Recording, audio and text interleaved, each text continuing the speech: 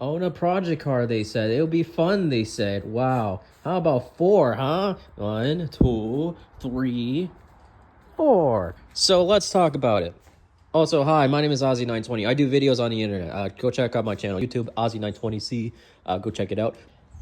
First of all, I want to state this. I do love every single vehicle that I own, but each vehicle has their own little issue or just completely fucking broken. I'm talking about you. I guess let's talk about the most recent card to break down on me is the 370Z. You're the only freaking JDM one. Why are you broken, dog? Oh, man, I can't catch a break. So this thing, I'm pretty sure the motor mounts have left the chat this morning. So I tried to drive this thing to the gas station, took a little bump, and now it's vibrating like crazy. While it's on, well, it's in gear or drive or reverse, it's not happy. So while it's in park, it doesn't vibrate. But when it's in drive or in reverse, it's vibrating like crazy. Then we got the F250, this freaking pile of shit. I'm sorry, I'm a little bit angry right now. I'm a little bit annoyed because this one also is...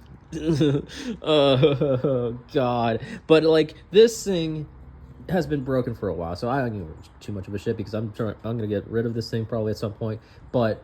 yeah, the brake lines on this thing is cooked, so I had to do the brake lines on this thing at some point whenever I feel like it. I say might as well do it today. I'm not sure. And then we got the show. Oh boy. Oh, I'm so annoyed with this one. This is the good one. This is supposed to be the daily. I'm trying my best to take care of these cars, man. It's hard. It's hard. So the show is probably the most concerning one, maybe. I'm not sure. So it does have a check engine light at the moment, and I'm pretty sure it's losing power when I'm under hard acceleration. When I'm trying to daily drive it, it's normal and stuff, but like when I try to go to hard acceleration, it just cuts off power completely, and yeah, check engine light just flashes. So I have to get that diagnosed soon. And then you got the Raptor. The Raptor. Like, thankfully, like, engine-wise, this thing is pretty good, but it does have some issues with the suspension. And if you know anything about Raptor suspension, you know shocks, struts, control arms cost an arm and a fucking leg. Sorry, I had to freaking leave there. There's people there. I'm a little bit camera shy when there's people around. But you get the gist. So I'm going to use the S250 as an example. So both the lower and the upper control arm are absolutely cooked. Because there may have not been an incident where I jumped the truck at one point or another a few years ago. And maybe led to suspension issues. And the shocks are completely cooked, and maybe the control arm as well, both upper and lower. The lower control arm is the bigger issue because it's the most expensive part to replace, costing nearly $800, $900 if you go to AutoZone or whatever, and at the dealer around $1,500.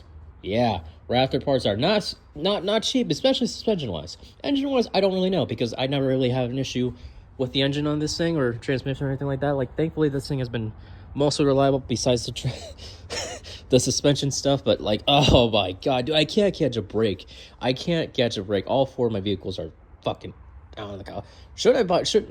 Maybe I should buy a fifth vehicle. Maybe that will fix the issue, right? Nah, I had to fix all of them though. Yeah, gotta love to be a car person, right?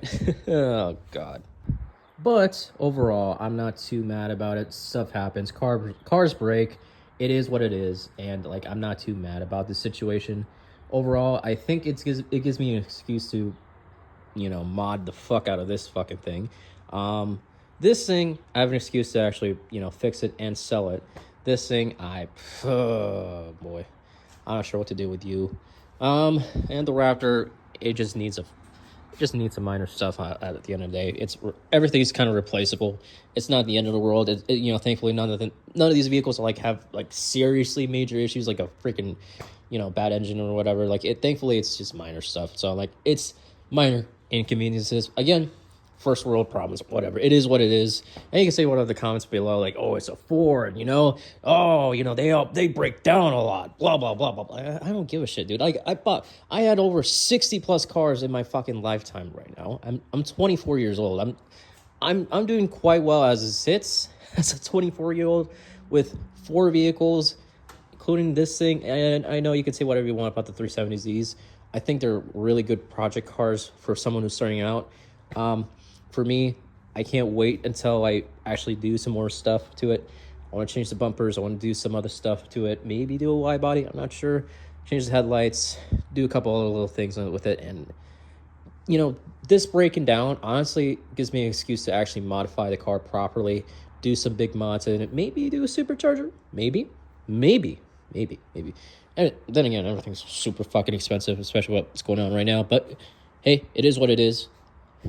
I'm grateful for what I have, and it is what it is.